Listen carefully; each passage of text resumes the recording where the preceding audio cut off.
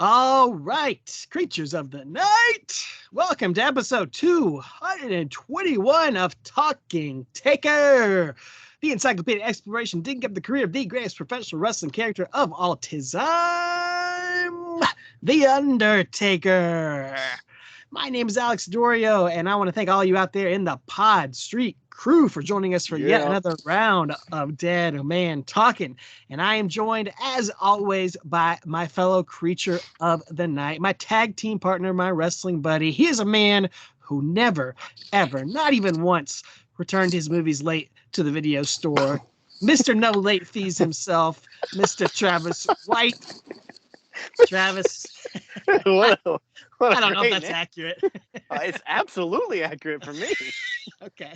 I would take myself to the county dispatch, just turn myself in for jail if I put it in late. It's not a crime. You could just pay the in my mind it $1.99. Yeah, no crime. Well, I bring that up because I'm very excited. We are doing round 2 of our look back at some of these right here. Coliseum home video classics, some rare hidden gem Undertaker matches originally featured on these Coliseum home video releases that you would find in the video store. And man, it's so timely. I didn't realize how timely it was going to be to do this episode when we planned it out last month because, as we all know, without the video store, there would be no Netflix. Netflix came about because of the video store to solve the problem of late fees. That's how Netflix originated and has become the entertainment behemoth that it is today. And how timely that we're doing this episode about these classic videos that you used to rent in the video store. It evolves into Netflix, and now the breaking news yesterday, as we're recording this, but a couple weeks ago when people are listening to this, WWE Monday Night Raw moving to Netflix in January of 2025. What did you think when you heard that? I immediately texted you. It was 7:30 in the morning or something. I was like, I screenshotted and texted you. I was like, whoa, because to me, it's a big deal. As far as the future of streaming and the future of media consumption. I know that Netflix has only done they did the Chris Rock special, which I did watch live. I wanted to see what he had to say. I don't ever watch Chris Rock, but it was great. And they've done I don't know, some not Bachelor, but some kind of live reunion show, and they did one other thing.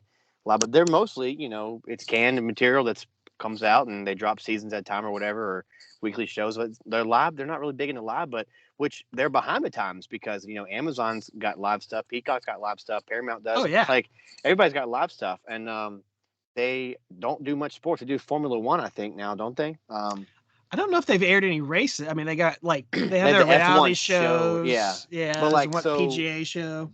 But they were the big one that everyone was catching up to, and now some people have say they surpassed them. But I think it's going to put them over the edge, being back to number one. I do them. They have the most global reach of all the streaming services, which is cool. But yeah, I think it's great, man. It's great for me because I already use my parents' Xfinity to watch USA Network. And it sometimes works and doesn't. But now I just got Netflix. Oh, I'll watch it. 8:00, so it'll be great. But I'm super excited about it. The money is there, which is insane to me. It's just what a time to be that company. It's just crazy, dude.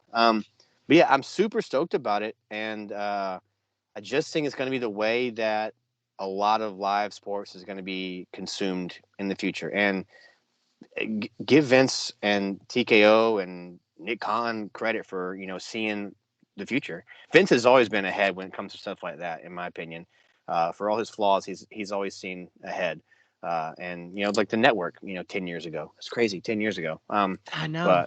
But yeah, he saw that coming, and now it's just evolved into something else. And yeah, but I've rambled on. What do you think about it? How you feel? Right. Netflix it's still the go-to when you talk about streaming.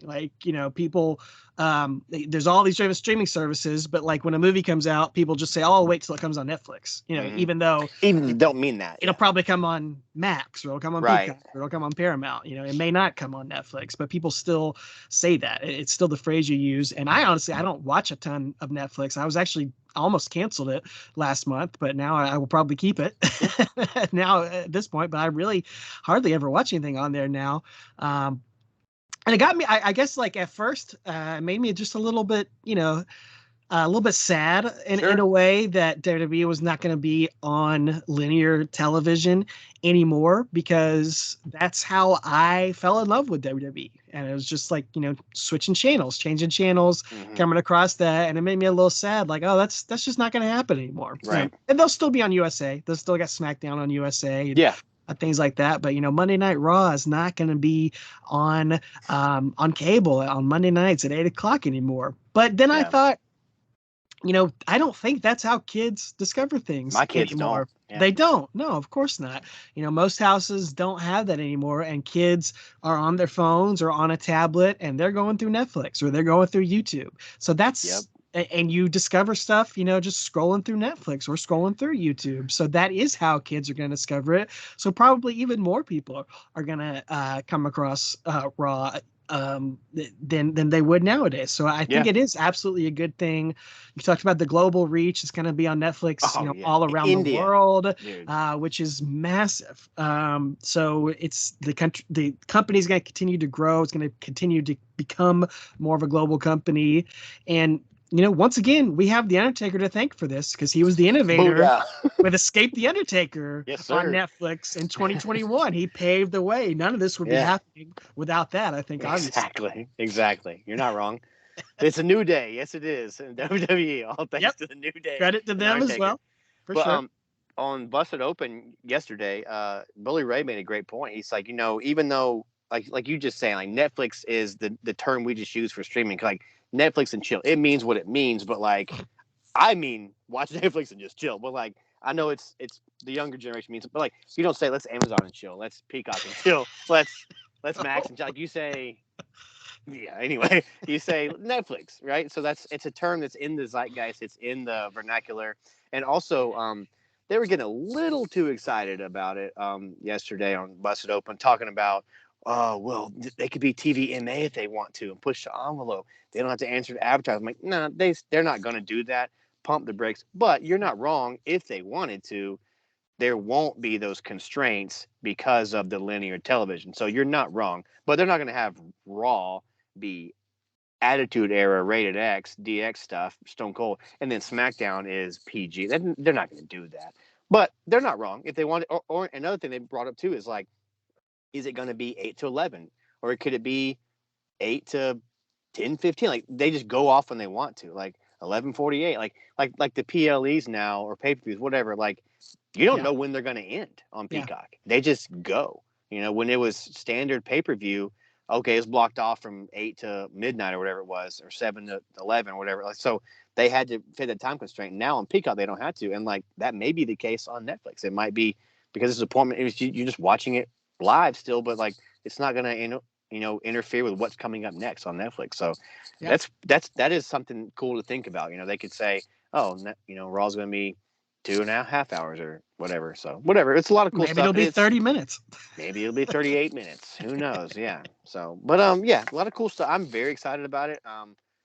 Yeah, a lot of cool stuff happening. So Definitely. And I thought we were going to be timely. I had another analogy I was going to make before all this Netflix stuff blew up, but also, in the past month since we came up with the idea for this episode, a couple other things as far as media have changed, and I wanted to ask your thoughts on them. Best Buy officially removed all physical media from all their stores, DVDs, CDs, everything. Best Buy no longer sells it in the stores, and WWE themselves have stopped producing DVDs. Survivor Series of last year was the last physical DVD, Blu-ray they will ever produce worldwide.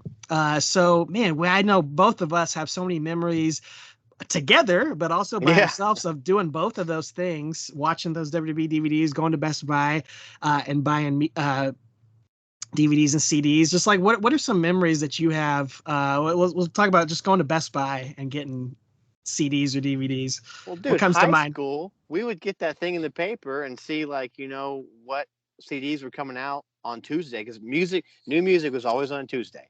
Always growing up, Tuesday. Now it's Fridays usually, or Mondays, whatever. They stream it whenever they want to. But like it was always a Tuesday. So when we started driving, I remember like going to school and like being like, all right, when we get out, we're all going to Best Buy. Like we couldn't even drive with each other. We'd take 4 cars That's to right. Best Buy. Me, you, Kevin, Tyler, like we all drive to Best Buy. Caravan to Best Buy. Get the new Pearl Jam, Weezer, Dave Matt, whatever it was. Like we'd all sit there and buy it. And it was $9.99 on release day. And then like the next week it'd be like $18.99, you know? Or if you buy it at Sam Goody at the mall, it was like $28.99. But yeah. But DVDs were the same way, dude. The movies came out on Tuesdays. They may still do that now. I don't know. But anyway, yeah, we'd go after school, man, and cruise by Best Buy, pick up, golly, what were we seeing back then? I don't even know, 300 or something. Pick up the new 300 or whatever it was. Anchorman, Dodgeball. Yeah, exactly. Vaporize. What was that movie called? Envy. Envy. Yeah, we pick it all up. Go, and so like I didn't pick that one up. Oh, I had that for sure. So great. I don't think I even finished that one. Oh, great, man. I'll send it to you. All right. Great. Hard copy.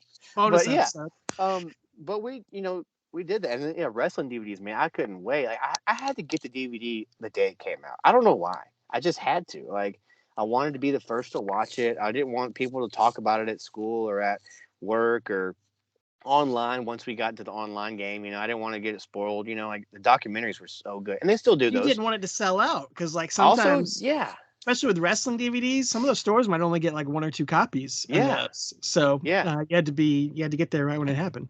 Yeah, absolutely. So yeah, I think the fact that I guess I get it financially while they're doing it, but I don't get it. Like I still buy DVDs. Like I bought Oppenheimer like Blu-ray, and I buy movies from DVDs for my kids because we have a DVD player in the car. So every movie they want to watch, I buy it with I buy the DVD, Blu-ray, digital combo pack or whatever. So like, I still own it, Oh yeah, it's actually a great time for physical media right now. Everybody talks about the death of it. Well, it's just moved online as far as sales go. Like there's more. I think I read that there are more movies released on DVD last year than there have ever been. Like there's art, like all these cult archive companies are finally putting like, they're digging even deeper into archive and getting a lot of stuff releases that's never been released before. So it's actually, it's kind of a great time to be a physical media collector. Yeah. But it's just a sad day when it's not mainstream anymore in those same ways. Yeah. It's changing of the times. It is, but I'm doing my part to keep it alive. I am. Yeah, absolutely. Even wrestling DVD. I can't remember the last one I bought, but I have almost. All the WrestleMania is almost on DVD. I have everything up to 30. I think the box sets, and then I started getting the Blu-rays when they came out, and the last one I got was 30. And I got 34 because you were there. Yeah.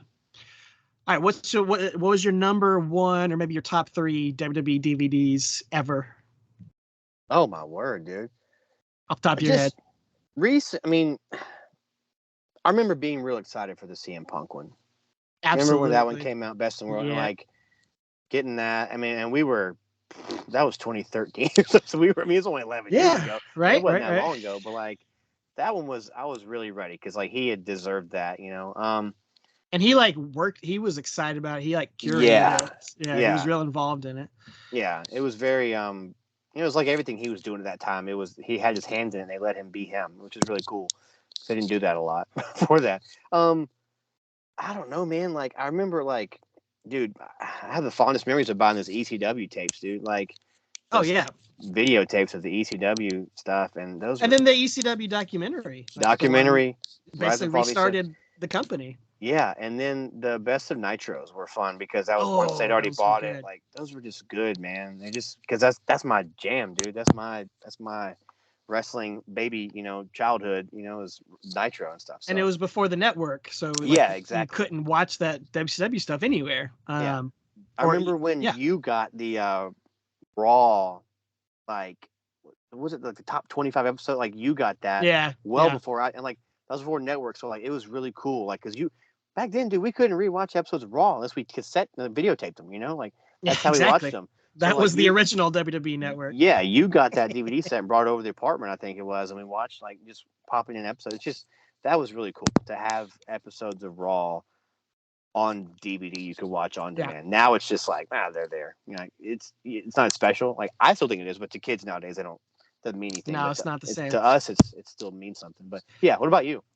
The Bret Hart one, I loved when that one came out, and that was a big deal because he hadn't done anything in a long time with the company. That was before he even came like back, right? Wasn't it before he came? That was the first thing he did. Yeah, coming back. Like 05 because or 06. One of my other favorites was because of the Ultimate Warrior self-destruction DVD. He's great. Like, he thought they were going to make one like that about him. So he's like, just no, I want my story told the right way. So I want to be involved in it. I'll sign the contract or do whatever because I don't want y'all to bury me like that. But we have fond memories, you and I, watching that Ultimate Warrior DVD. Oh, yeah. I still have it. If you know, you know. That'll never be put up on the network, I'm sure. But no. I still have my copy. Yeah. That's why physical media is important. That's why you gotta keep track of it. Well, that's why I buy physical media. Not to go on tangent, but like that's why I buy, because like even CDs, like you never know. Tomorrow Apple could shut down. Spotify could just close tomorrow. If you got all these songs just digitally, you're not gonna hear them again. Then that's why I'm a big. I'll always have a CD player as long as I got an outlet. I can play my CDs. That's right. As long as I got an outlet and a TV and a cable, I can play my DVDs. Like if the network disappears and Netflix disappears and Amazon and all these streaming services disappear and everything goes away, I still got physical media to watch. So that's why I believe in it. I really do.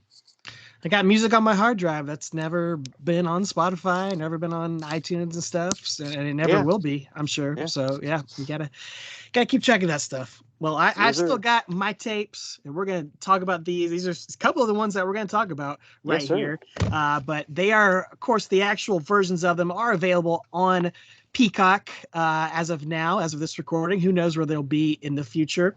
But they're in the home video classics section. We've got 7 matches across 7 different tapes that we're going to talk about here. That may seem like a lot, but some of these go by real fast. We're done in 6 minutes. But it's exciting because it's all sorts of opponents that The Undertaker never faced on pay-per-view, and people he really didn't face on TV much. So we have never talked about him facing some of these opponents, which is a hard thing for us to find after 221 episodes. So that's why it's so exciting for us. A couple rivalries that we talked about that we never really saw blow-offs for, and just some random off-the-wall matches. So this is going to be really fun. I do want to do a quick edition of Undertaker sightings before we get into these, because there were a couple other things besides all the Netflix stuff that I think we should talk about.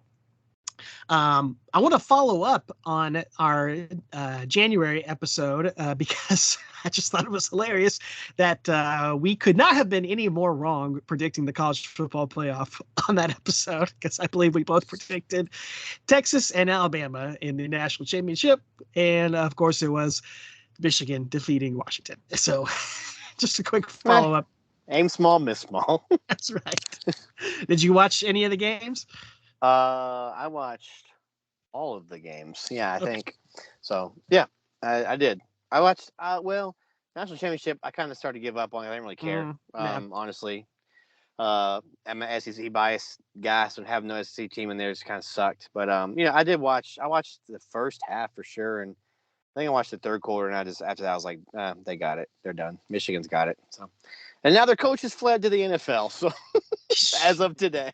Nick Saban is gone. Bill Belichick is gone. I mean, what a wild month in the sports world. True. That's right. In the NFL. Yeah, it's weird. Wow. So. And then we went through the whole year of Undertaker sightings on that episode. And there's one I forgot that I wanted to mention that we never really talked about on here. But we got to give credit to The Undertaker for one of the biggest memes of 2023. Of course, I'm talking about the Vince McMahon crying meme, which is probably my favorite meme of 2023. Right, exactly. But it came out. It just like surged after like Thanksgiving or something. Like it just got the most popular. Like people that don't even know what it's from are just like sharing it everywhere. That's what I wanted to say. Okay, so I didn't mean to steal your thunder, but that's the coolest part about it. No, people don't know where it's from, and it's from the Last Ride documentary. It's from Vince McMahon talking on that documentary, and they're asking him what Undertaker means to him, and he gets so choked up that he can't talk about it, and then it became symbolic of everything. And my whole Instagram Discover feed, 90% of it was Vince McMahon crying memes. TikTok was full of it, dude. Yeah, it's and hilarious. It'd be like Christian worship artists I know don't know what it's from. They'd be like, "Tell me where you were when this song came out." I'm like, "Y'all don't even know that's from," but like, Exactly. It's cool to me that like that's there, or like girls, going to see a movie, like, "Tell me where you were when you went to saw Saltburn," or something like in the theater. It's like, oh, tell me about your favorite scene in Saltburn. They do that little thing. So whatever. You big Saltburn fan? It was all over TikTok at the time too. I did watch it. Oh, really? Was it good? It was what it was. We'll talk about it later. I've seen worse. I mean, I've seen movies that like, it wasn't as. There's some weird scenes in it, but I heard there's some weird stuff in it. It wasn't like anything like when you just take them out of context. It's like, oh, but like you see, it's like, okay, that makes sense. Right. But I don't condone it, but it makes sense. But then like I've seen Requiem for a Dream, which is way tops this movie. No. Way, yeah. So anyway, Barry Keoghan, he's good. He's good. He's a good actor. He's committed. Too. He's committed. He should be committed, maybe. Yeah. Hey. And then, folks. Taker's podcast, 6 Feet Under. Not a ton really to report on there. I do have a really cool note that we're going to talk about during our Coliseum video discussions that I learned on there. But there's some, he's continue putting out an episode. They're actually on a pause right now while his studio is getting built. So they're going to come back again in February.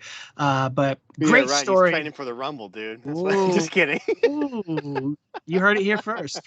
No. He told a great story about WrestleMania 7, the Nasty Boys getting high with Willie Nelson nice. Backstage, and they gave him the tag team titles on his bus after they got high, and then like an hour later they were like, "Oh shoot, we gotta go get it." And Willie was pissed. He had to give him back the tag team titles, so that was worth listening to. I think that clip made it to YouTube, so people can check it out. I have a news bit of WWE. It has nothing to do with Taker, but Nick Khan was on Pat McAfee's show yesterday. Nick Khan's a cool dude. I think he's a really cool dude. Anyway, him and McAfee are tight. I like McAfee too. But he was telling the story about how he first got introduced to like Triple H, I guess. And he said that it was after, I guess he was Tebow's agent. Have you seen this? And after Tebow got cut by the Patriots. Yeah, like they tried to hook up and say, let's do him in, I think it was Big Show maybe at WrestleMania, right? Which would have been WrestleMania 30 because it would have been 2014. Bro. So almost had Tebow in a WWE ring in 2014. That's crazy, dude. That's wild. So, I know. I couldn't even like process that. Yeah. It doesn't even make sense. That's wild. And now that guy is the president of the company. It's just crazy. Tim Tebow is? No, Nick Khan. Nick Khan, president of WWE. So it's crazy, dude. Crazy times. Crazy Tebow couldn't cut it in the NFL, Major League Baseball, or WWE. Man, what a loser. What are you gonna do? Hey, he's a cool guy. He can cut it on SC Network. His hair can't cut it. His hair drives me crazy, dude. So anyway, I like them guy though. Well, we got to mention also WWE 2K24 was announced a couple days ago officially, and it looks like one of our favorite match features is going to be back. Not only is The Undertaker going to be a huge part of the 40 Years of WrestleMania mode on there, and he's on that cover, one of the 3 covers for the game, but the casket match is coming back to WWE video games. Return of the casket match. Exactly, dude. That's a good song. Turn up the casket match. I think that plays on the menu. I think it does. Yeah. Montel Williams. Is that who that sings that? Montel Jordan? I don't know who sings that. One of those. Montavious Porter. Will I be buying this game? Yeah. No, I haven't owned a game since WWE 13 or whatever it's called with Punk on the front. So, but no, I am pumped though because Cody's on the front, Rhea and Bianca are on the other cover, and I love all 3 of those people. They deserve it. I think it's fantastic. I'm glad it's not a superstar of yore. I love when like Austin's on there or something like that, or Ray was on it last year, I think. But like this is the guy to me right now, Cody. So, and then like I said, Bianca and Rhea are the top of the food chain and the women's side too. So yeah, they deserve well it. Deserved. No question. Absolutely. So yeah, just a couple of news and notes I thought we could talk about here. But man, we got a long intro here. Let's get into the meat and potatoes here. Coliseum Home Video Classics. Like I said, they are on the Peacock on the Home Video Classics channel, or label under there. It can be kind of hard to find, kind of confusing, but you search around a little bit on there, you can find all of these. Or I honestly, you can just go to the search bar on Peacock, which is what I did. Yeah, they're pretty easy to find by doing that. And I will post a list of all these in the show notes if you want to go watch them. And I'm sure by now I've posted them to our social media at Talking Taker. If you want to watch these, we're not watching along with them. We're doing old school Talking Taker style. We've already watched them, so we're just going to kind of go back and forth doing some recaps, talking about our favorite moments from them. But some of them are definitely worth watching, and we'll tell you which ones. Maybe some of these other ones you can skip. But I'm ready to go to the video store, man. I've got my original movie gallery jacket that I earned while working there from points from upselling people there at the store. Very proud to earn this. I got my Barb's video from Homer, Alaska. Awesome. When I went there on a family trip in 2016, one of the last video stores standing. And then this was a Christmas present from my mom and dad. The glare on there, kind of hard to see. This was my original video store card from when we lived in Tennessee when I was a kid, when I was 4 or 5 years old. My mom found it, like going through some stuff. And, I'm a big video store nostalgia person and collector. That's crazy. Just put it in a little frame and just a cute little Christmas present. That's crazy. Mom and dad. Well, I'm ready to go my Abdul the Butcher ass. So. That's right. Yeah. I feel like that's making its return. It should have been right next door to a homegrown video store. Oh, it basically was. Remember, Happy China was next to ours. That's right. Video to go. Sure. Yeah. At our hometown. Same deal. Yeah. Well, let's hop in the time traveling hearse and let's go rent some tapes, man. We're going to take it all the way back, almost as early as we could possibly go when discussing The Undertaker here, to Super Tape Volume 4. And this match is going to be from December 12th, 1990. And if you're listening to this podcast, you probably know The Undertaker debuted November 22nd, 1990. So, just 20 days old. 20 days old is when this match was taped. Couldn't be almost any fresher here. And this is going to be The Undertaker versus Tugboat. Diesel. A fan favorite match requested by Lorne Goodman of Wichita, Kansas. Not a real name. That's not a real guy. Lorne could not wait to see this match. He saw The Undertaker debut and he's like, I know just the man for him. Yeah. Tuggy. Tuggy. Yeah. Oh, man. Tell us about the intro to this tape, man. Oh, yeah. Go. First of all, the entire opening of this tape, it's Sean Mooney. He's got a Playmate cooler, which just took me back, dude. Not a Playmate and a cooler, a Playmate cooler. Definitely. So, Sean Mooney did not have any Playmates. And then he goes and gets in the official Coliseum video van. It's like a piece of construction paper is written on there and taped to the side of my mom's van. Basically, my mom had an old conversion van, 2 of them when I was younger. And we had many a good time in those vans. Oh, yeah. That's exactly. I put the same thing in my notes. Yeah. Took me right back to childhood in your van. Yeah. And he gets in, and the special driver is Lord Alfred Hayes, who's going to have to drive him to the Coliseum home video place to give the whatever the negative of it so they can put it on this cassette tape for us. So, but yeah, it just took me back, dude, to childhood and riding in my mom's van. So it was great. This was like Inception because Sean Mooney has Super Tape 4 that he's taking to deliver, but we're watching Super Tape 4. We're watching him deliver. It didn't make Christopher Nolan got his start. He directed Super Tape 4. Exactly. Well, unfortunately, the van breaks down and we have to watch this match. And I don't know which one is worse, being stuck in the van with Mooney and Hayes or having to watch this match. But depends on what he had in the cooler. If he had some Dr. Pepper, it'd be fine. It'd be okay. You'd make it. I'm making some DP in the cooler. So.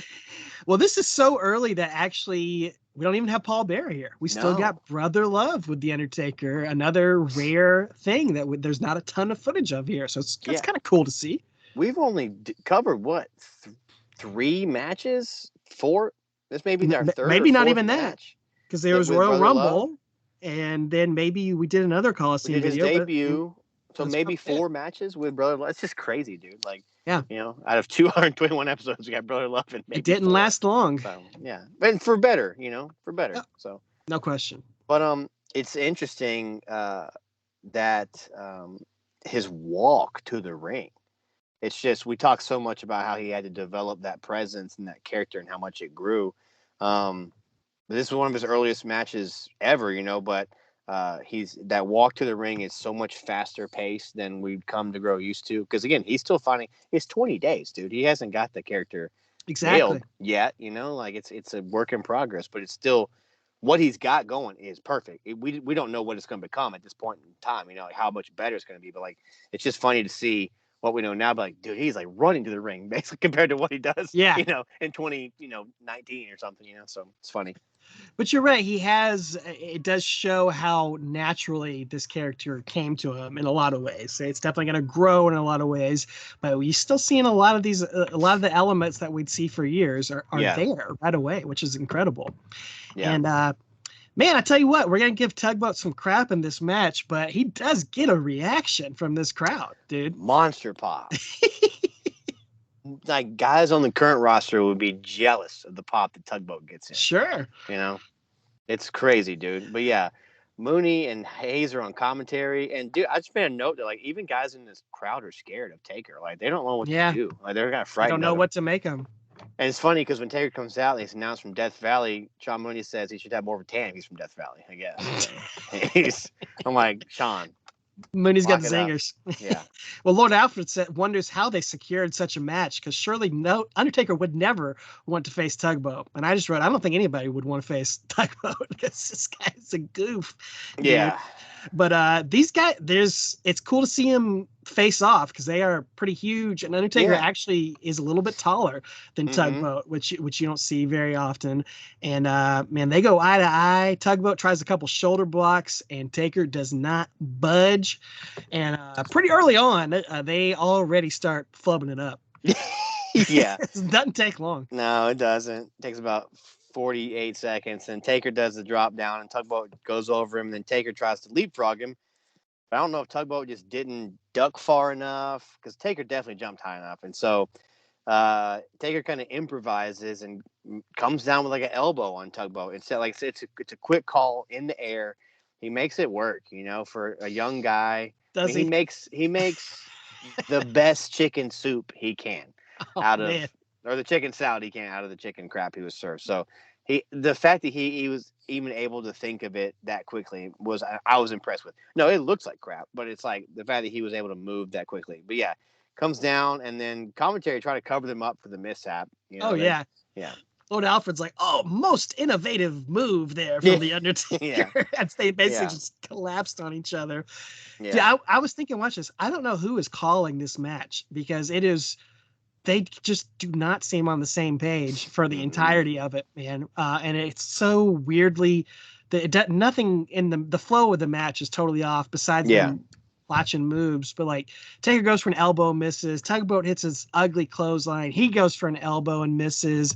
And they're just kind of taking turns doing moves. Nobody's really in control. Nobody's really selling. It's ugly. Yeah. Taker finally gets, control and not really control, but he starts working over the back and the legs of Dole Tuggy, and then Sean Mooney calls him the Pale Destroyer. So 20 days in, he's the Pale Destroyer. Yeah. So, they said that a lot on some of these tapes. Come up a few times.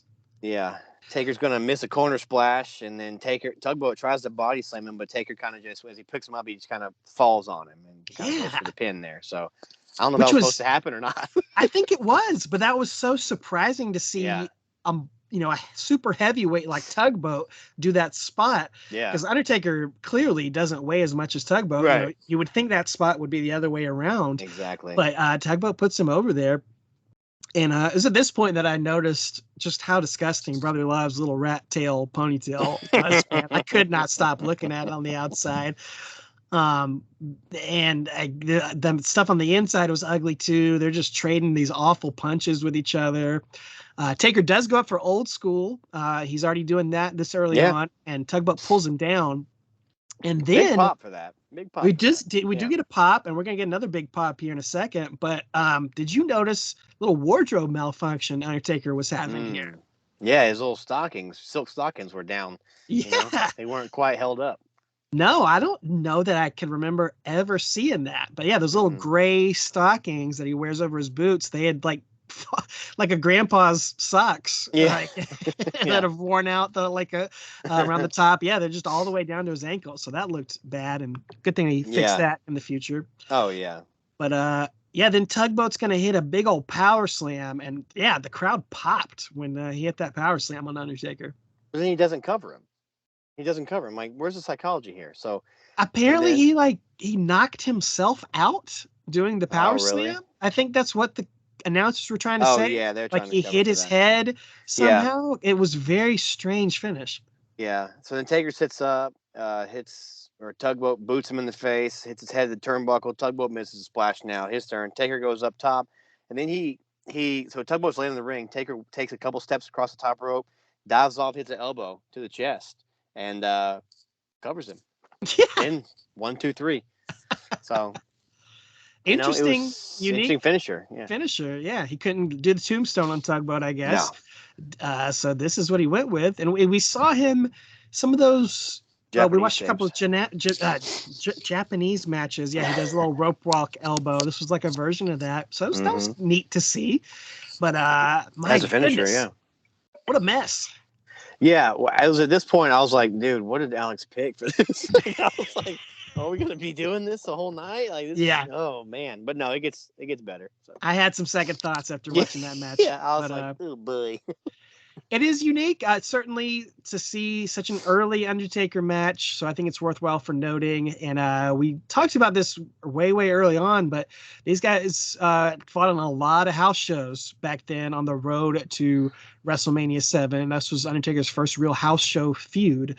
So it's cool to see one of those matches live on here. Yeah. Don't ever need to see it again. And I'm good. Things do get slightly better from here as we keep going to our next volume.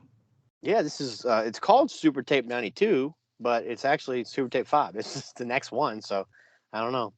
It's like they skipped from 4 to 92. They have 88 of them that are they're missing. lost somewhere. It's like WrestleMania 2000. It's like, wait a minute, 15 was last year. Exactly. Now it's 2000. So this was interesting to me. I have a little story about this. Yes, please tell us your story. Well, first of all, Sean Mooney says we're going to see every match from this Tuesday in Texas on this tape, which I'm like, wow, that's cool at the time, because you're like, I get a pay-per-view on this cassette tape. But anyway, okay, Sean Mooney is going to introduce us to this Taker match here. He's in front of this little graveyard background thing, and it was my oldest son. He walks up and he looks at it. He's like, "What'd you watch?" I told him I was, doing something talking to Taker. And he's like, "Dad, that looks just like you." To which I Sean Mooney. I'm just kidding. Yeah, Sean Mooney. I look just like him. And I was like, he goes and gets my youngest son and my daughter, and they come in there and to try to confirm his suspicions of, does this look like Dad? And my middle child, my second son, he's agreed that it looked like me as well. And then Logan, my daughter, she says, "No, it's not Dad." So she's my favorite child at the moment right now because she thinks she's the only one who's correct and says I do not look like. But he like made me pull a picture up of me with like short hair. Yeah. Like, oh, it's just like you, Dad. I'm like, no, it doesn't. Don't insult me that way. So you shut your mouth. You're talking to me. So yeah, I hated it. How's your confidence feeling now after that? With this hat, it feels good, but right at that moment, I was bad. I was down in the dumps. It's heartbroken. It was rough, man. I just watched this dumb tugboat match. Now I get told I look like Sean Mooney. Like, is it getting worse at this point? I don't know. I don't know if it gets any worse than that, man. I'm sorry that happened to you, but I think you're a beautiful man. I don't think you have to worry about that. Thank you. I'll be the Lord Alfred to your Sean Mooney anytime. Well, this is a cool tape because the Undertaker is going to be the subject of the Coliseum video profile on this tape. So they actually do a whole segment about him with some of his highlights, and they show a highlight, and then they cut to just an image of him pulling a face at the camera, and then another highlight. It's real goofy. It's not as good as the last time we covered these tapes when we were at Paul Bear's house. Paul Bear, and he had his private bar with Bloody Mary and Bloody Julie, Ooh. Bloody Tom, all those drinks. But it is, we do see Bearer in their sanctuary admiring some caskets, and yeah. Taker invites us to look at one of his recent burials. And this is going to be Undertaker versus the Hammer, Greg Valentine, from October 14th, 1991. Of course, the Hammer was on Undertaker's team at Survivor Series 1990, but now he's turned babyface. I don't know how Greg the Hammer Valentine could ever be a babyface. You would never describe his face as a babyface. No. In any situation. But here we go. You a big Greg Valentine fan?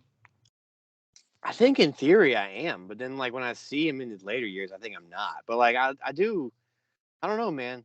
Like I just remember when Triple H was in that 2003, 2002 era, or 3 or 4 era, he looked like Greg the Hammer to me. Like the hair, and he got kind of bloated too. So it was just like he reminded me of Greg the Hammer at that point. I just I don't know, man. You had a great description of him in your notes. Yeah, he looks like a guy to me that's just drank a 24-pack of beer. Then he golfed 18 holes, probably with John Daly.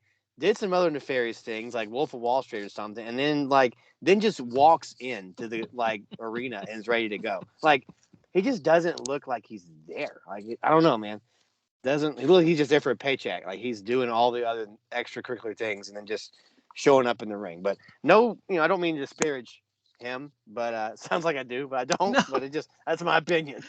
That's exact. I mean, when I was a kid, that's kind of a great way to describe it. That's how I thought of him. Like something about his face was so funny to me, and his body. I just couldn't believe he was on a mainstream professional wrestling show, and he's a great worker, very entertaining. Something about I mean, nowadays he looks like your old middle school gym teacher, but. It's just, I don't know, man. The way you described it is kind of perfect. So, well, and like here to me, he felt like he was trying to channel Ric Flair a lot here too. Like I don't know. For sure, he's got a sexy robe he comes out in is superb. You can't disparage his robe. His robe game is on point. Yeah, but like the robe, the hair, like the tight colors and stuff, it just looked like trying to be Flair. I don't know. No, I don't know if that's wrong or not, but that's just what I felt like. Well, certainly. I mean, they're of that generation. They were probably trying to be more like, Buddy Rogers or something. Oh, absolutely. They're probably about the same age, so they're kind of doing the same thing here. Yeah. So we got Gorilla and Lord Alfred on commentary here. We get a little break from the Moon Man, Man in the Mooney. He's in that Playmate cooler backstage. That Greg Valentine left at the Gorilla position. Well, Gorilla says the Hammer has without question sealed the caskets on lots of careers in the World Wrestling Federation. And then he says the Hammer loves to get pounded on. And I know what. Yeah, I guess loves you're to right. do some pounding. He likes to pound back a few cold Bruce guys out there on the links. So. But I thought it was interesting. Taker is definitely still a heel here, but we are already seeing some of those classic foam tombstones in the crowd, which is mind-blowing to me that they were selling merch like that for a heel already at that time. Yeah. Because, I mean, it's just a couple months later that he's going to be babyface, right? It is. Yeah. But, yeah, it's weird that they were marketing that, those, and there were quite a bit of them in the crowd, which I thought was cool.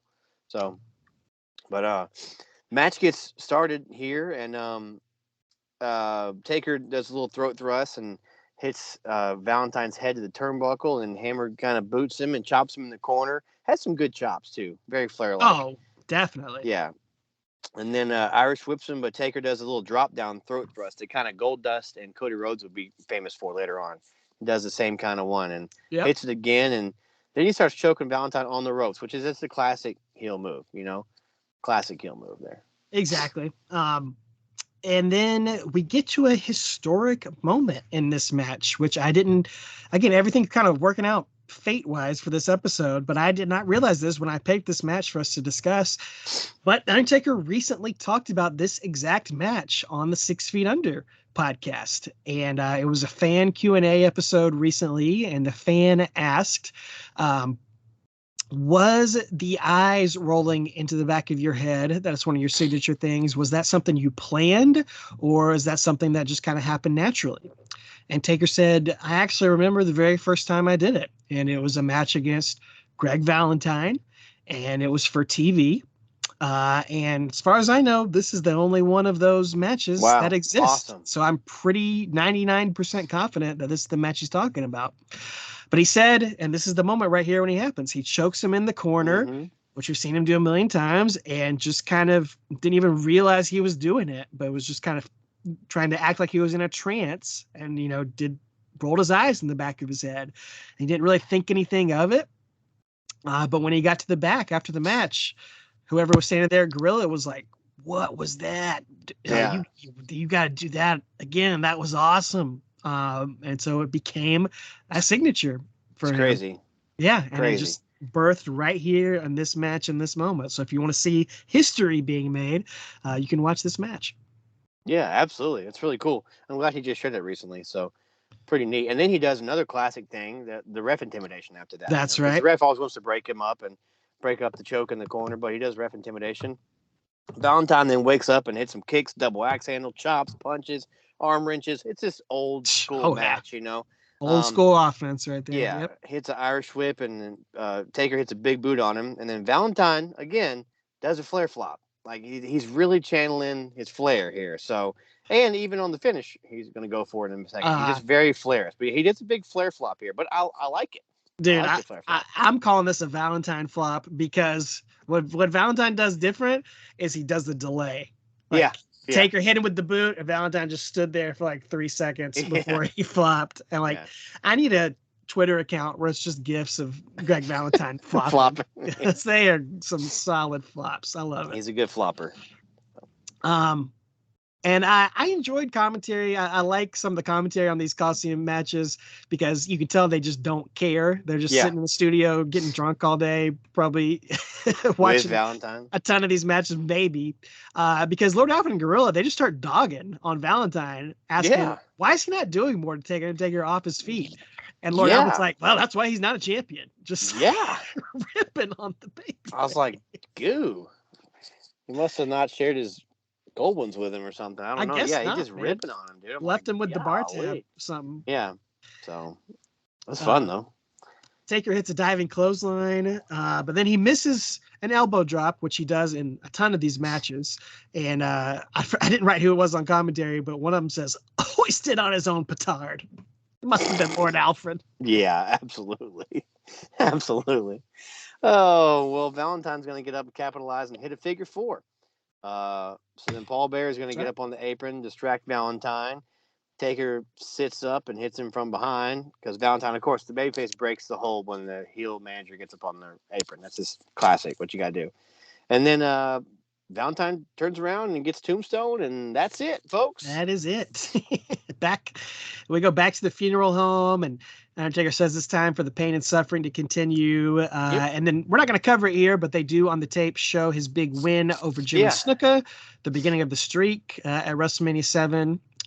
Taker just did a recent full hour episode of 6 Feet Under talking about that match, talking about what it meant and the build up, beginnings of the streak, all that sort of stuff. Yeah.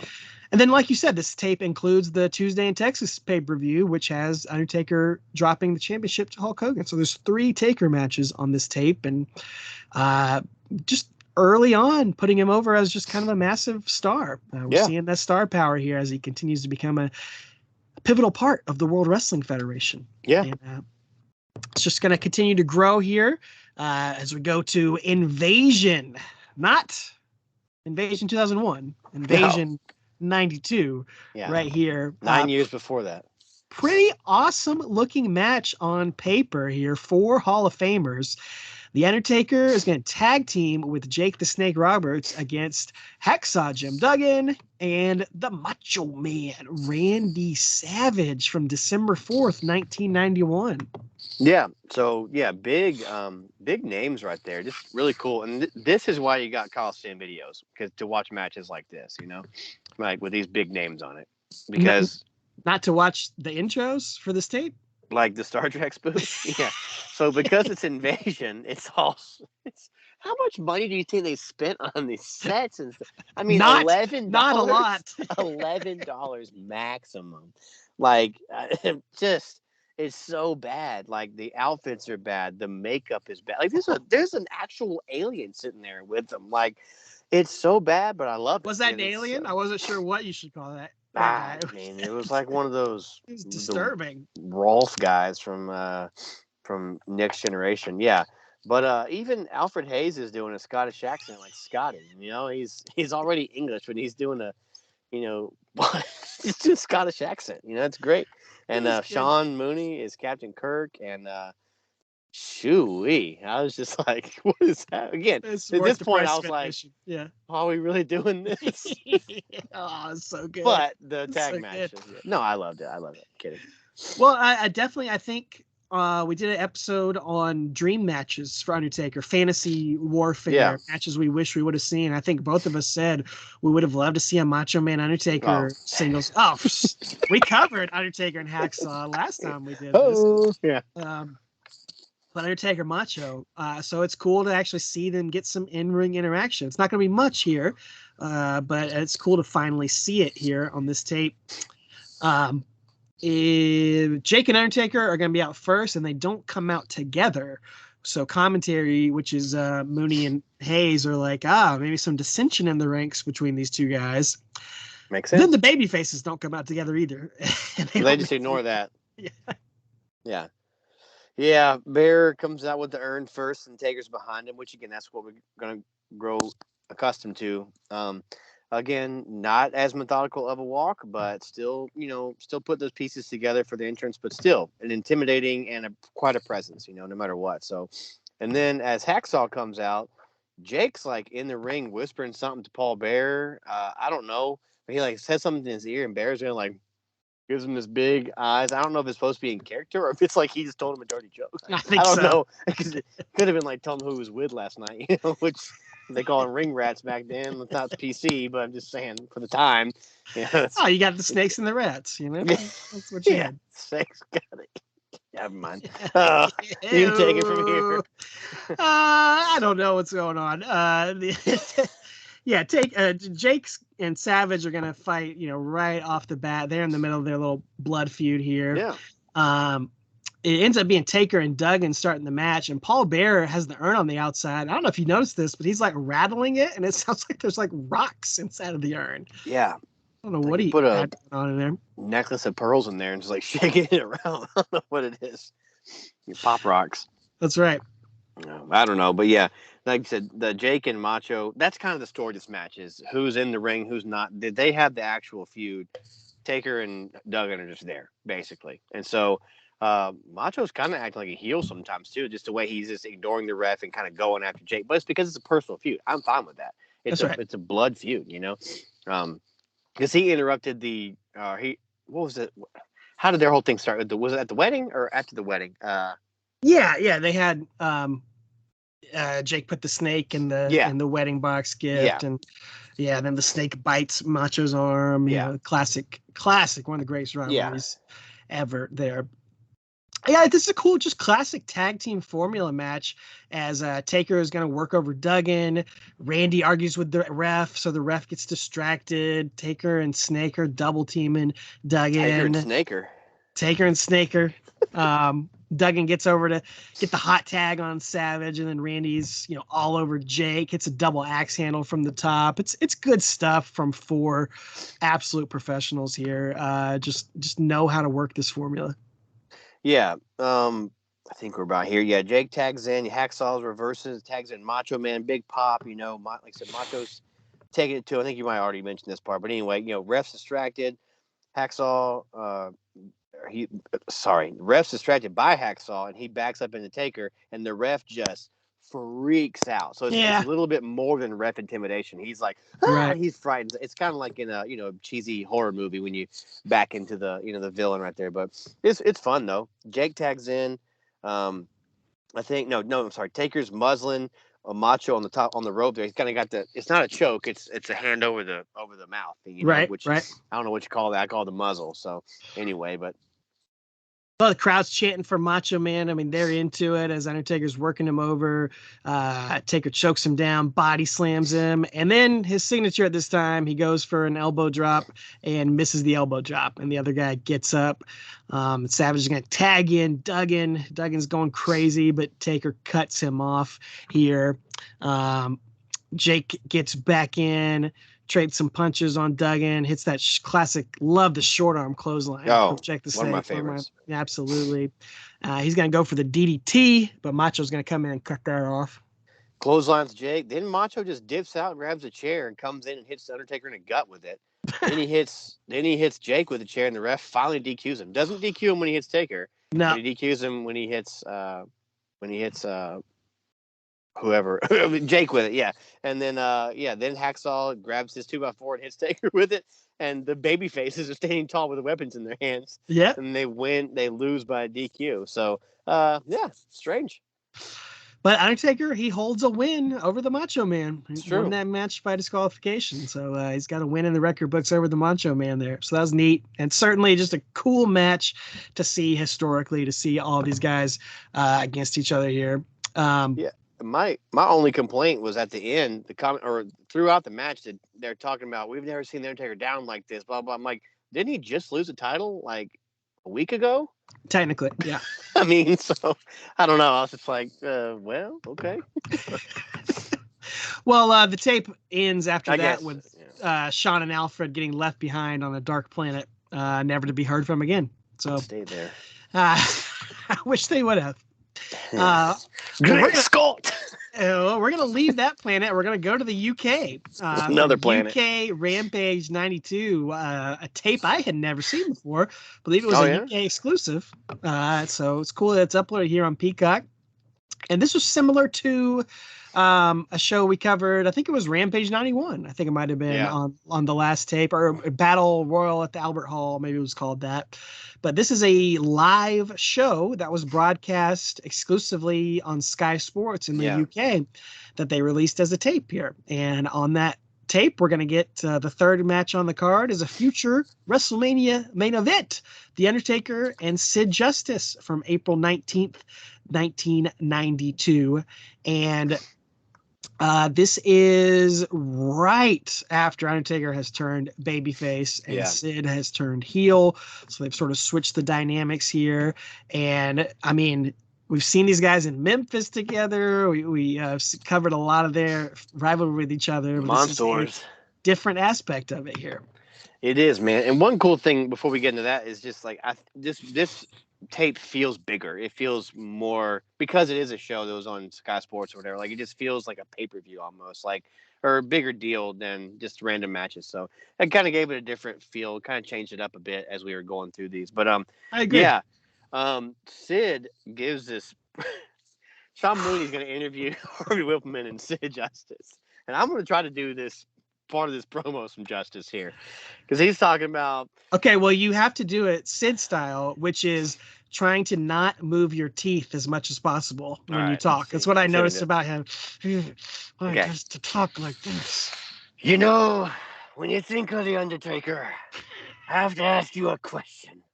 Behind that pale face of yours, what lies behind it? Which is like stupid.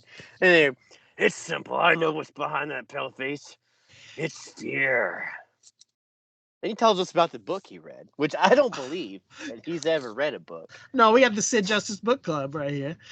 Yeah, it's called The Night of the Juggler.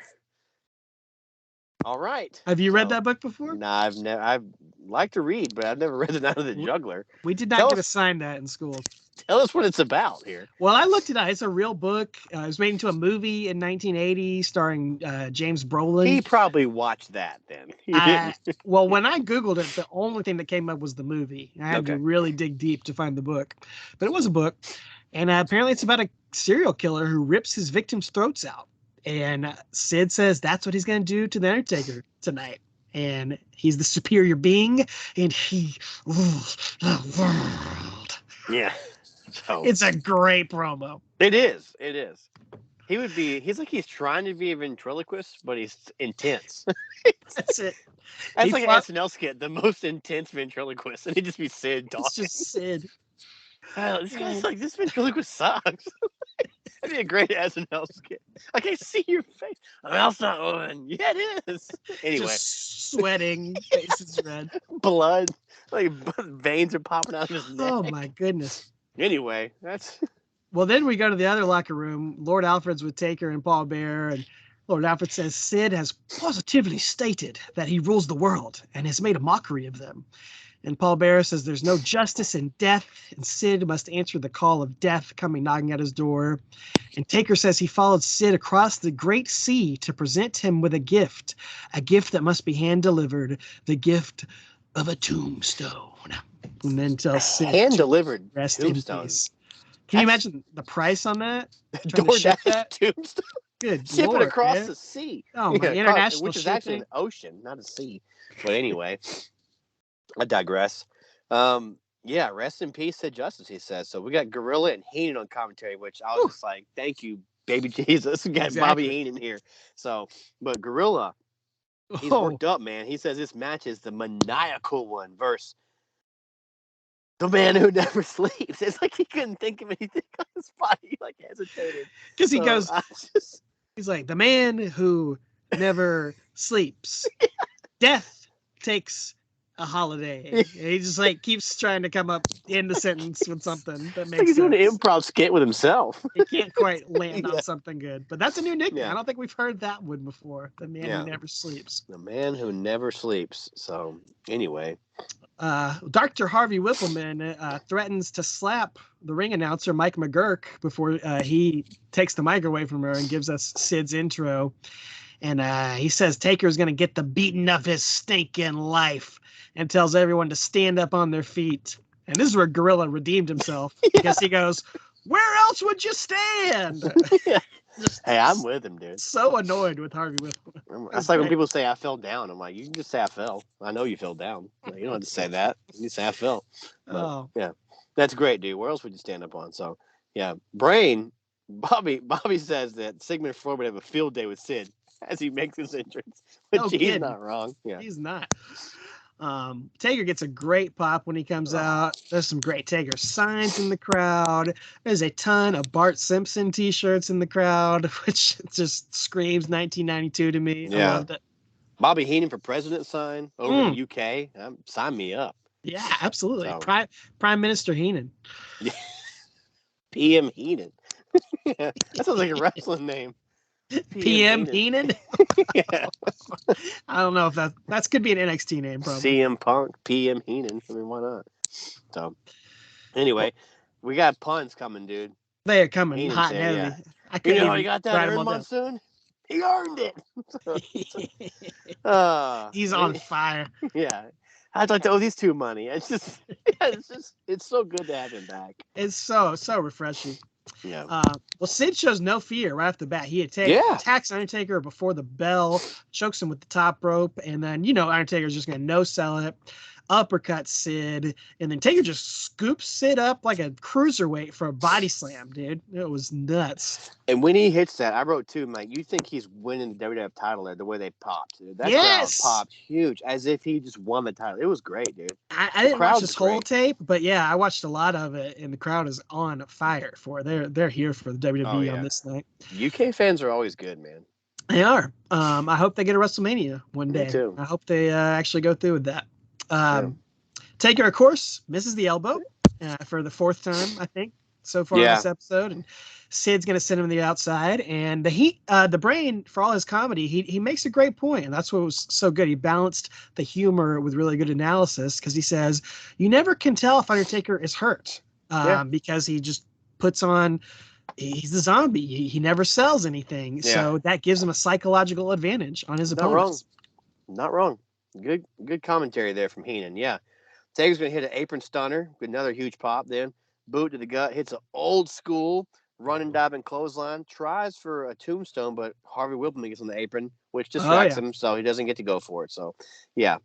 Then we get a little miscommunication of some sort. Well, yeah, I don't know what happened. A little flubby-dubby there. But Sid hits a one-armed chokeslam. Yeah. He just goozles Taker, doesn't support him with the second hand, just like up and down, which is, God, I love Sid. I hope he goes in the Hall of Fame this year. Give him to me, man. Yeah. Well, then Gorilla has a prophetic word here. He goes, "This guy's an accident waiting to happen." He saw 9 years into the future. But I think he might have saw. Well, it's spot on because he looks like he's had an accident in his pants, dude. Like his pants are soaking wet. They're not sweat resistant trunks, dude. No, they're not. They're not. Sid's working over Taker on the ropes. Paul Bear's got the urn up and he's chanting, "Rise, rise!" You know, he's working the crowd, and Bobby brings up the urn, saying it looks like that little coffee machine that British Bulldog won last year, the Royal Samovar trophy. We covered that. Yeah, it's nice callback. It's like that coffee machine. Oh, I love Heenan. Oh, Taker's gonna hit some chops to Sid, then he reverses an Irish whip. Corner clothesline, both of them on the outside now. Then Taker gets shoved into the ring post. That's going to be a common theme in a lot of these matches coming up too. Like when he's a babyface, how do you get him down? You shove him in the ring post. So Heenan again recommends, or he comes on commentary. He's like, I recommend using a chainsaw on the Undertaker. So I was just like, oh, okay, but anyway. Yeah, they're fighting on the outside. Sid says Taker in the post, but then Sid rolls into the ring real quick, and Taker takes too much time getting in the ring, and all of a sudden we hear the ref, Timmy White, Hall of Famer Tim White, say 8, 9, 10, and rings the bell as Taker is rolling back into the ring. And I just wrote WTF. Like, yeah, where'd those come from? This felt like we got 5 minutes of a great match, and then total screw job finish here. This double counter. I thought it was an accident at first, maybe because it just came so out of nowhere, and I was pissed, dude. I wanted to see some more of these guys, and but they don't stop fighting. Well, that's why I thought it was a mess up because it keeps going after this. So Harvey's going to hand Sid a chair, and he hits Taker across the back with it, pulls him up by the hair, hits a neck breaker as he holds Taker by the hair. Like it's a neck breaker by the hair. I've never seen that before. Like, he does not hold his neck up here, like a neck breaker. He just grabs Taker's hair and just holds his head by the hair as he does a neck breaker. It was kind of cool. He's just kind of in there taunting, you know, I'm the master of the universe world, and the crowd just booing him like he's the biggest heel there. And like, I thought, wow, did the match end earlier? What? But I don't know, man. All of a sudden, remember the I don't remember which SmackDown game it was, but you could be the guest referee and you could speed up your count, you know? It was like that. It was like 1, 2, 3. Like, all of a sudden, I didn't hear a 1. I heard 8, 9, 10. And I was like, okay. No, I had no idea. Anyway, but yeah, that's that. Well, I had to look it up, man, because I thought surely Sid has got to be gone soon after this. And literally a week after this match took place, Sid walked out of the WWF to go play softball, I guess. And but seriously, he quit over disagreements about his feud with the Ultimate Warrior that was supposed to be coming down the line. And of course, Warrior would be gone not too much far after Sid would. 2 accidents waiting to happen. Exactly. Sid's out the door, but he gets the win here over the Undertaker via count out. Before he goes out the door, though, you know, he's booing, the crowd's booing him, but then Taker sits up and hits a tombstone to him, and the crowd just loves it. Oh, I thought you said that. And then he hits a Shakespeare pose, which is, you know, something we'd come to know and love, and I just wrote, you know, little did we know that this would be a main event of WrestleMania 5 years later. It's crazy, dude. But you know, the first 5 minutes was fun. Like I could see that having a better rivalry out of those two. The WrestleMania match was not that great, but it's fun while it lasted on this. Yeah. You know what wasn't fun while it lasted? What's next? Oh, I completely disagree. I mean, the guy. The guy we're going to talk about. Yeah. Well, we're going to stay in the UK for another UK exclusive release. The match is not, but the tape was only released at UK Fan Favorites 1993. But this match is from May 18th, 1992. A match I didn't even know these two guys ever faced each other, but here it is. The Undertaker versus the Mountie with Jim Ross and Gorilla Monsoon on commentary. Now, that's a team right there. Yeah. And this match is from Cincinnati, Ohio. But it's a UK fan favorite. Apparently. Featuring the Canadian Mountie. So it's real tour de force right here. Yeah. So, like you said, Jim Ross and Gorilla on commentary. Interesting. So, Jimmy Hart's going to lead the Mountie out. And He's got the stun gun, the dreaded stun gun in his case. Lots of kids booing the Mountie. Kids hate the Mountie. It's a great heel, dude. He sings his own theme song, which is great. How can you not love the Mountie? JR hates him, says he looks like Dudley Do-Right. And I can't agree more. He's a perfect heel. You prefer Dudley Do-Right or George of the Jungle? Movie? Sure. Just in life in general. Probably George of the Jungle, yeah. I think so. Yeah. It's kind of more. I think I've only seen Dudley Do-Right once. But George of the Jungle I've watched multiple times, including the theater. So, yeah, I'm just big Brendan Fraser cartoons. Yeah. Oh yeah, that too. Yeah, I'm thinking did Brendan Fraser play both of them? He did. Okay. That's why I brought it up. Perfect. It's great heel heat, man, to sing your own theme song on the way to the ring. It's good. You can criticize the Mountie character, sure, but Jacques Rougeau was just having a blast being the Mountie. He's so over the top. He's so silly, and we're going to talk about it here throughout this match.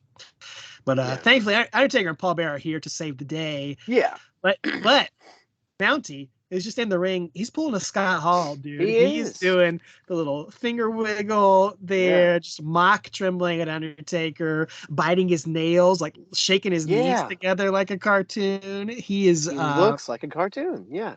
He's asking for it. Yeah. Oh, yeah. I wonder if he was, I don't know, man. Like, is he supposed to do that? I guess his heel character, but you think the Mountie would be actually scared of him. But yeah, it was definitely some good heel heat. And he's not a small guy. I mean, he's not a little dude. So, but yeah, when Taker comes out, man, the crowd just loves it. His walk is a little slower at this point. I didn't know. Like, he's getting slower, which is good. JR, of course, giving us all the specs like he's a college athlete. Straight out the combine. Getting us everything, and says this man simply can't be hurt. Mountie's in the ring, like you said, just being a good heel, but. One thing I want to say is, as obnoxious as he was, Taker was unfazed in character. Like, he just stared him down. And even as he's taking his jacket off and stuff, as Mountie's moving around, he's just eyes locked on him as he's moving. Which, again, you could say maybe it was a shoot. He was mad because Mountie was, not being scared. But, like, even as a kayfabe, it was really good. Whatever it was awesome. Like, Taker played his role very well. Like, okay, you're going to act up and goof like that. I'm going to show you who the dead man is. Like, it was really cool. Well, I think about it like a movie like Die Hard or something where there's a big gang of bad guys. Yeah. And it's probably like the second or third bad guy that the hero's going to come across. He's the one that's just like super arrogant.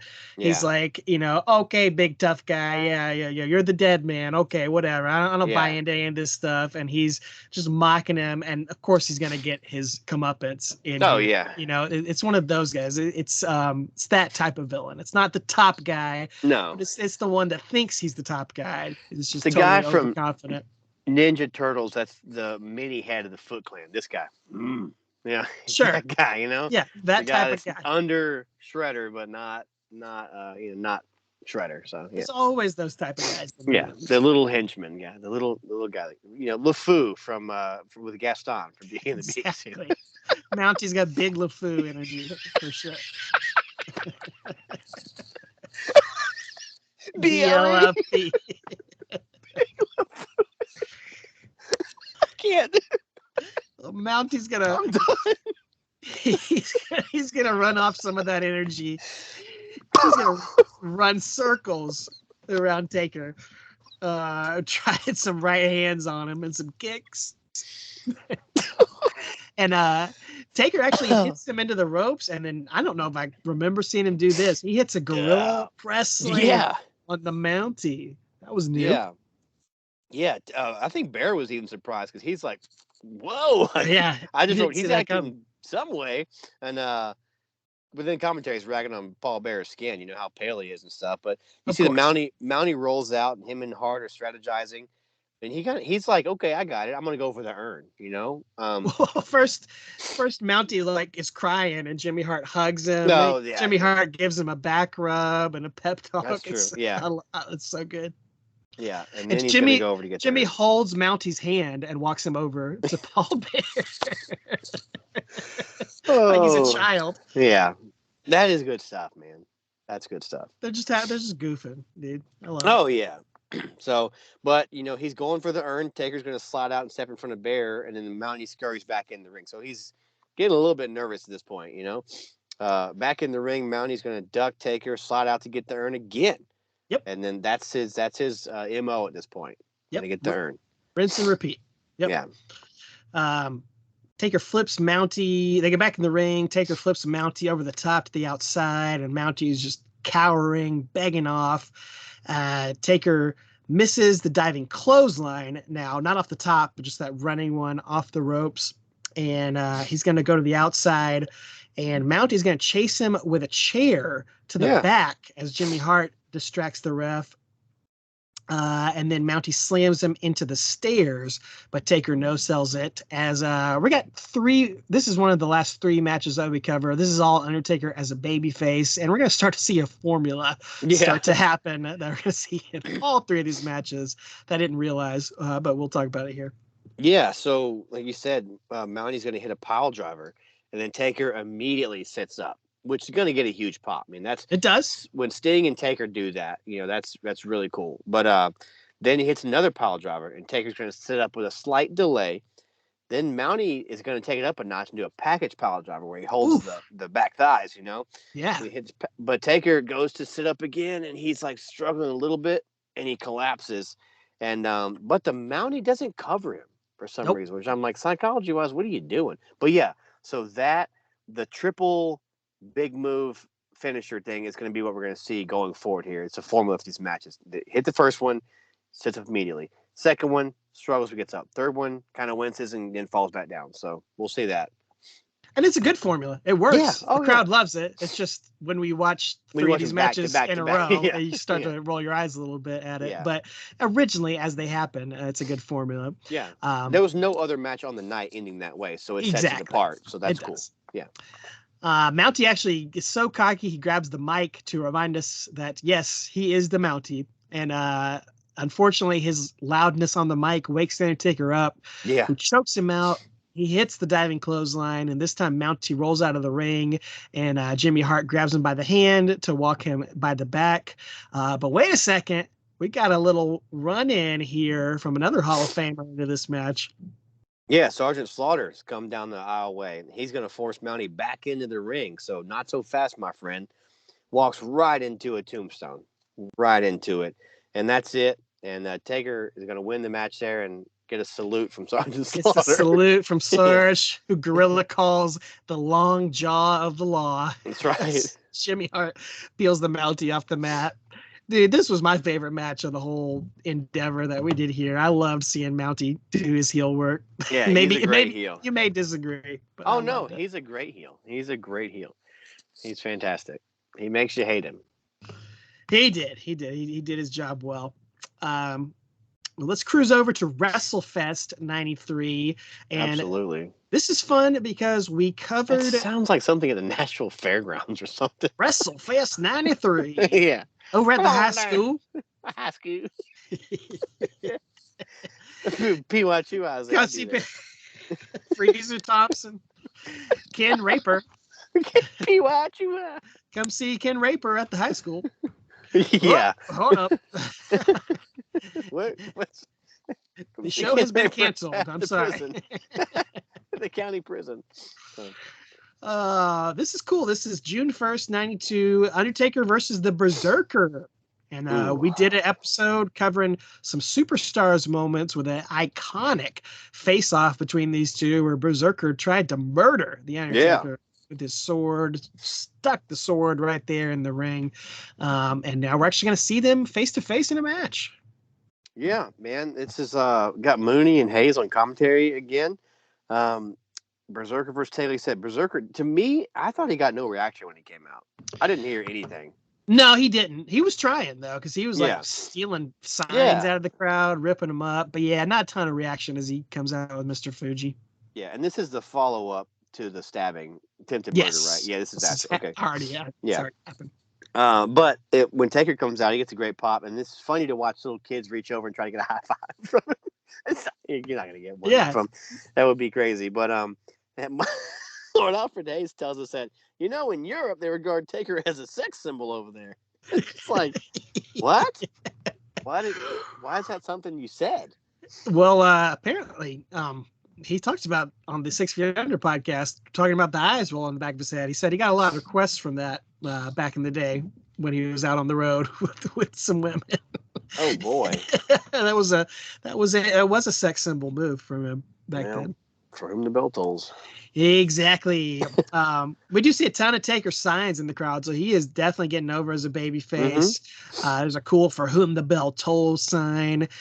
We see a Undertaker hat on a very big fan of the Undertaker, and Mooney and Hayes notice him too because they just start ragging on this poor fan. And Mooney's like, I wonder if that guy works in a mortuary somewhere. And Lord Alfred goes, well, I wonder how big his coffin would have to be. Imagine you're this guy who rented this tape. You're just sitting there Friday night, watch some wrestling, and see yourself in the crowd. Oh, God.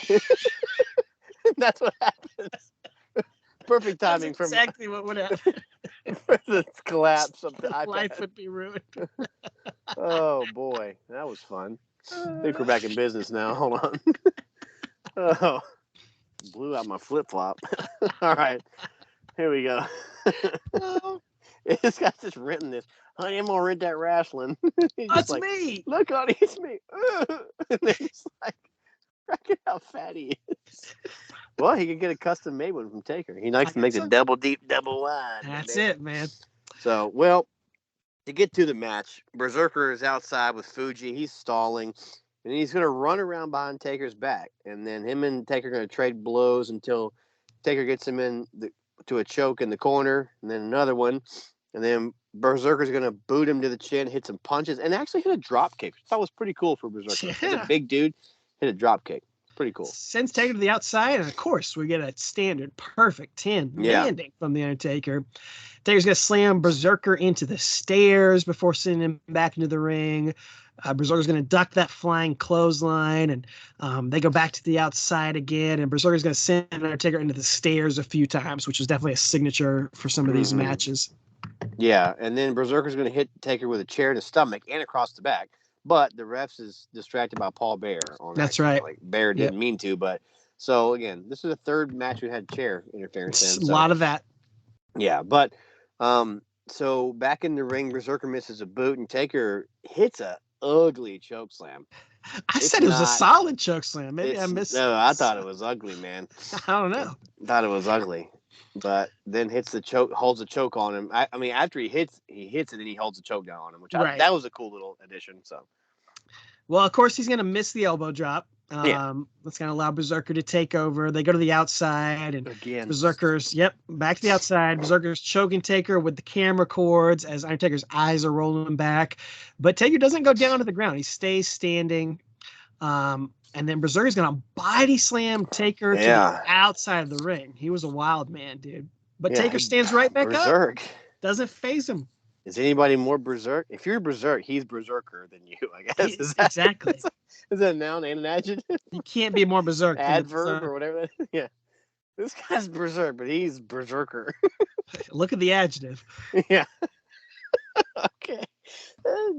All right. Back in the ring to trade some spots. Berserker is going to hit like a bulldog kind of move almost. Ties Taker up on the ropes and starts to kick him. He ties him up, doesn't quite get him all the way arms, like the famous one is Andre, right? Getting locked in the ropes. It's not pretty, but it works for what it is. And he runs to Taker one more time, and Taker's going to flip him over the top rope to the outside. Go out there, hit some throat shots, throws Berserker in the steps twice, and then go back in the ring. So we get a lot of this in and out of the ring, into the steps, in and out of the ring. But we're back in the ring now.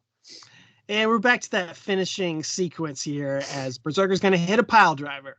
Sit up from the Undertaker. Pile driver again. Slower sit up from the Undertaker. Third pile driver.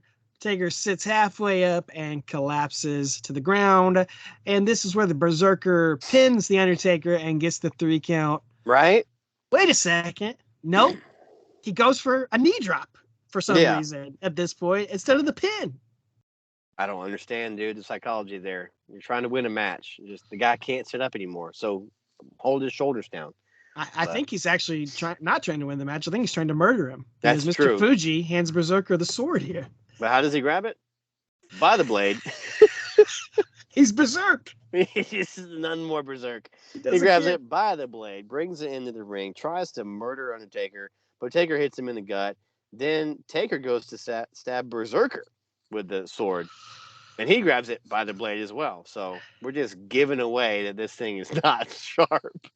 And we're also Earl Hebner just letting this go on. Couldn't care What less. you gonna do? How are you gonna stop a guy with a sword? I mean, that's a great point. You just slice your hand off. So. Well, yeah. Undertaker does hit the clothesline and the tombstone, and he gets the pin on the Berserker, and gets the final word, wins the feud, wins the rivalry right there. But Mr. Fuji is not going to settle for that. He's going to come in and hit a cane shot on the Undertaker, and Taker turns around and gives Mr. Fuji a tombstone. This was great. This was awesome. Fuji gives the Devon Dudley sell after he hits the ground. Convulsing there. It's great. Great.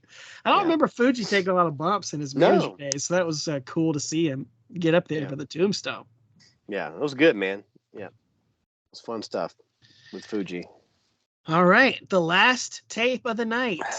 Don't get it confused with Invasion or Invasion 2001, but this is Invasion of the Body Slammers from 1993. This is going to be Undertaker from December 14th, 1992, against another person we talked about, a good friend of the show. The Bear himself, Papa Shango. That's right. Just missed opportunities. These guys definitely should have had more interactions. Should have been a bigger rivalry between these guys, but we do get to see them on a tape here against each other. And we got the best commentary team of the night for our main event. We got Macho Man, JR, and Bobby Heenan, dude. Woo! 3 for Phenomenal. 3. Exactly. Doesn't get any hotter than that. But, man, could you imagine if, like, Godfather would have gotten some kind of character he could have tagged with Taker? Like, during, like, the, even, like, the American BA days, like, the Godfather and him, that would have been fun, dude. They would have had a blast. You're right. I love that idea. That would have been fun, dude. Like Taker kind of not wanting, is his buddy, but he doesn't want to, do the pimping thing. Like, there've been a lot of fun interactions with them. Like, let's just not do the match. Let's get you these girls and stuff. But it's been fun. Let them come be the Soul Taker again. Or something. Yeah, they're that. That'd been fun to see them two just wrecking guys through the Attitude Era. Been fun. So, anyway, the kids are scared of Papa Shango, man. They come out, and these kids, JR says these kids are mesmerized. Macho Man says, I'm also mesmerized, but I want to know what that means. JR is like, well, Bobby, why don't you tell us what it means? Because you went to Beverly Hills High School. And Heenan's like, well, mesmerized is like when someone swings a locket back in front of your face and he takes your wallet. That's hypnotized. I just want to be in the room with these guys, man. Yes. It's like JR said it, and then Macho wanted to follow up, and then he's like, I don't even know what that means. No. And he just calls his own bluff, and then they just throw it to Heenan. It's just so fun, man. Oh, it's so good. Yeah. Well, I'm mesmerized by the commentary. I was, dude. We've upgraded here. Yes, sir. We're coming into the future because we got the video screen now in the entryway with the old school Undertaker graphic written across the casket and the purple sky in the background. Very they don't cool. Like MS-DOS, man. It's old school, but it's cool looking. Yeah. No, it looks great. Video scope. Very retro, very throwback.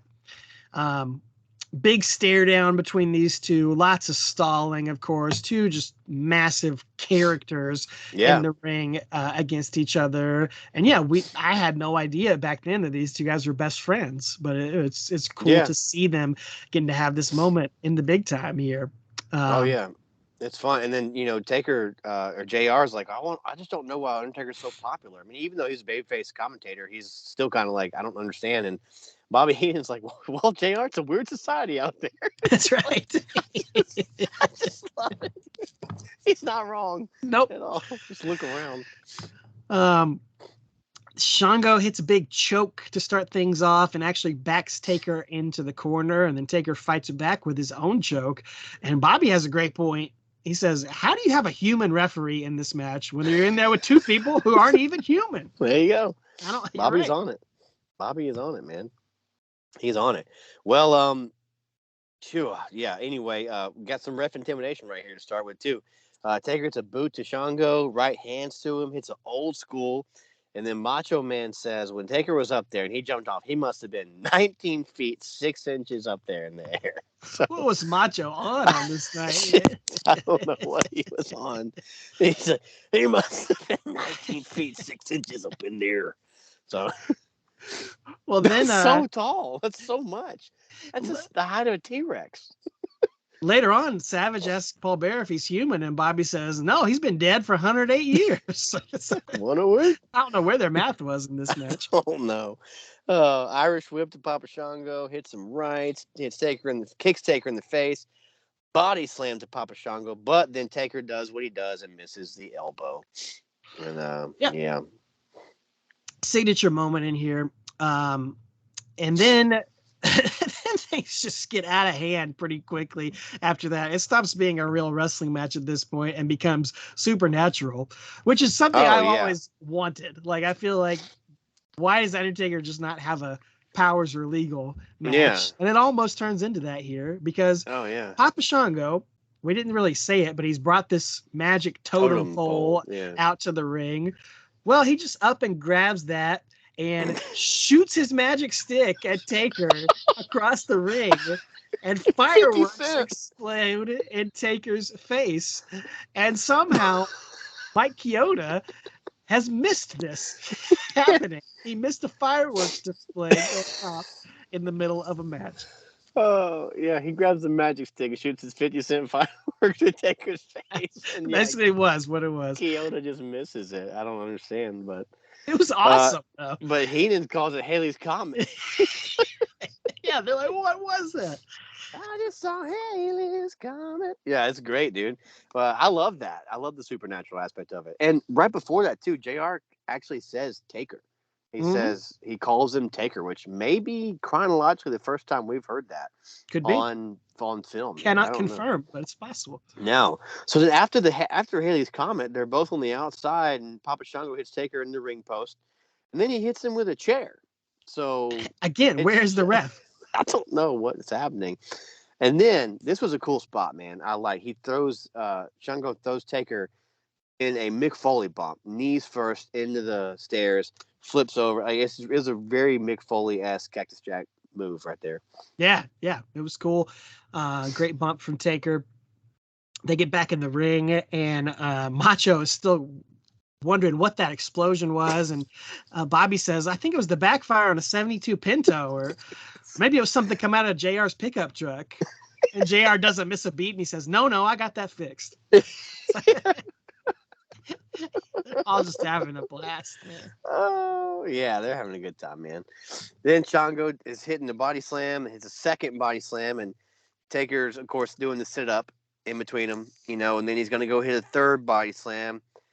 Papa Shango boots him down, hits some elbows, and then Paul Bearer is trying to raise him up. And as this is happening, JR says he's rising up, but Macho throws a little shade on Jesus and says, yeah, well, it didn't take him 3 days to do it.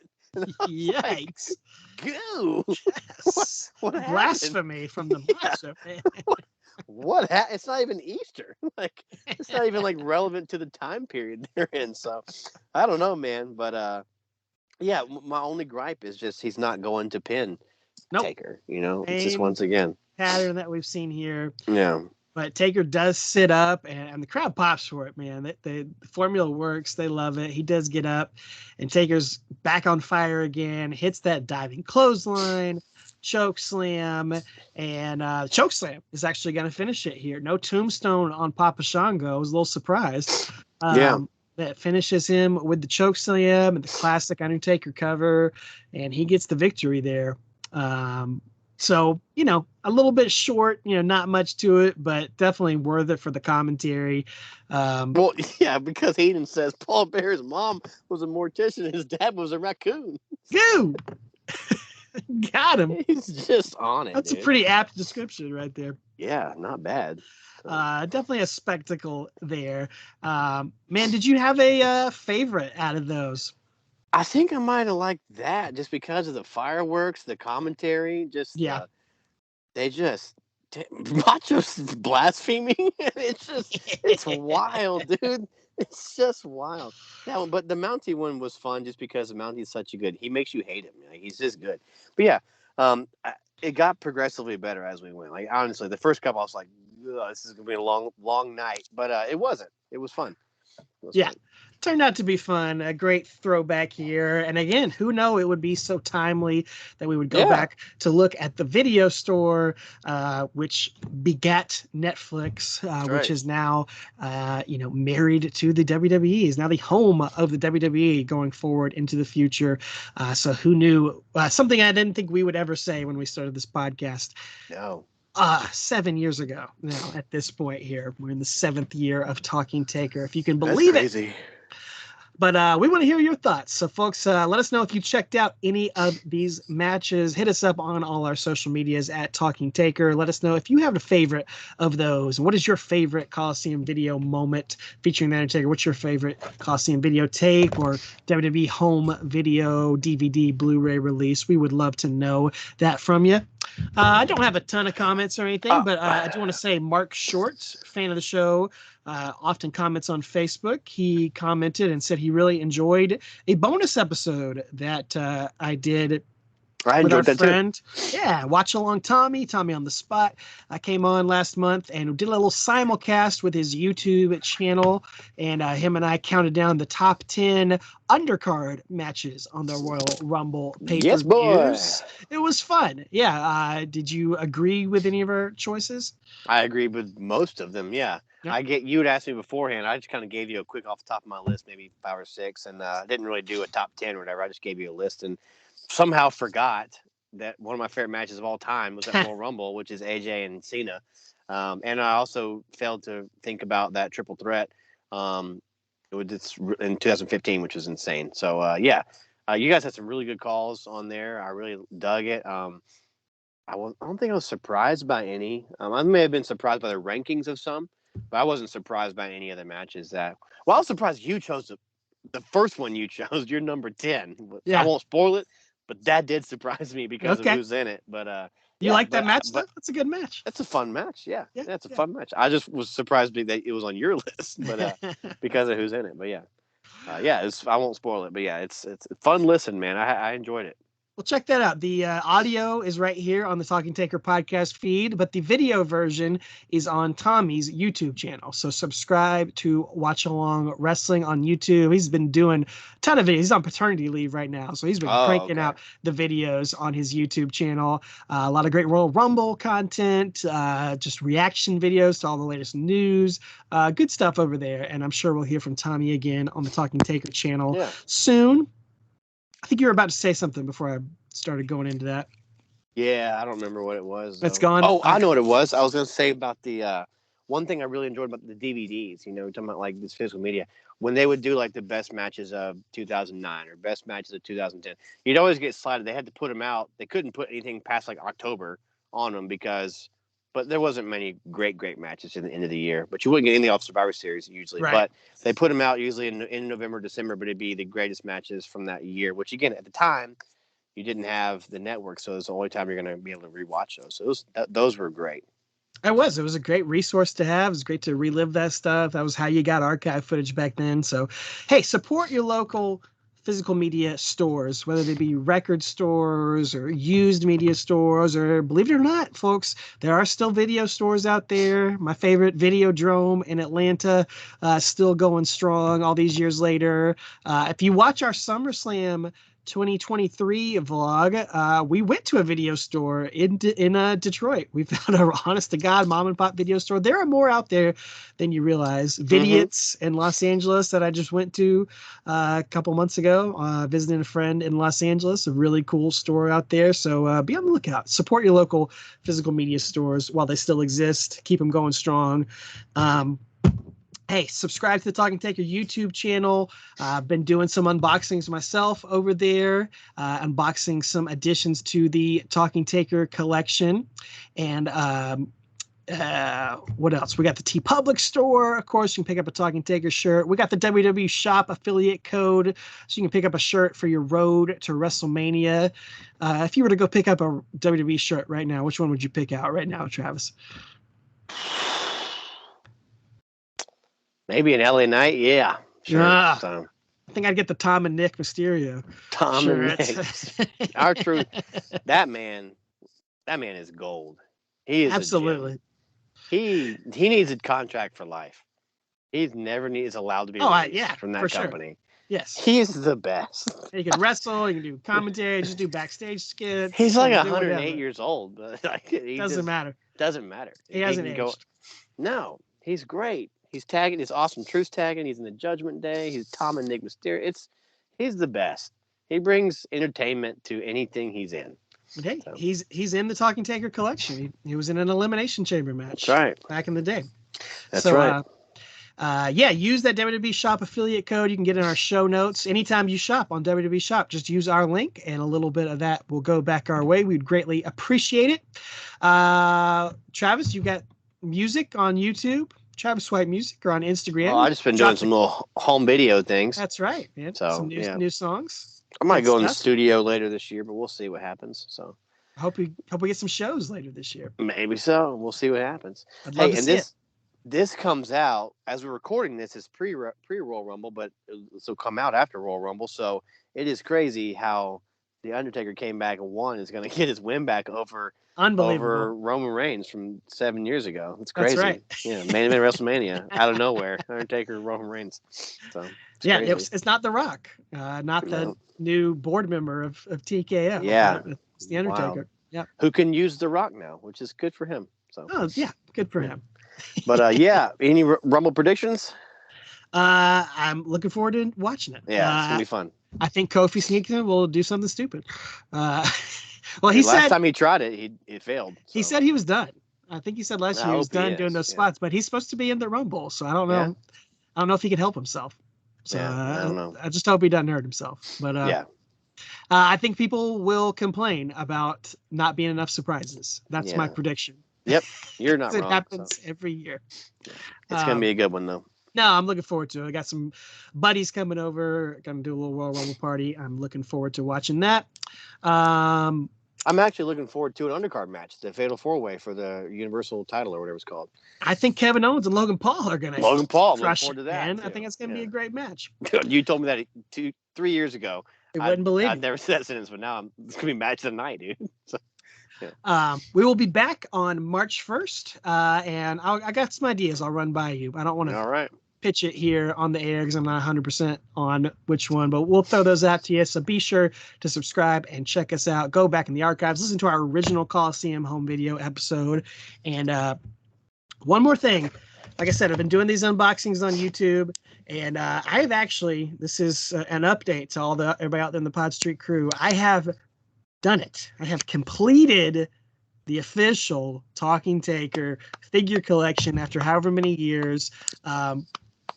I did a recent unboxing of the Steiner Brothers figures. They were the last ones I had purchased, and finally opened those and added them, a figure to represent every Taker opponent or partner in his pay-per-view matches. But I actually have been saving one figure I bought a few months ago to unbox. Technically, the Steiner Brothers were the last ones I purchased, but this guy I just haven't unboxed yet. But I thought I would do it here with you live on the air to close it out real quick as we end the show, because it is a unique figure. It's the figure I spent the most money on in this entire collecting phase.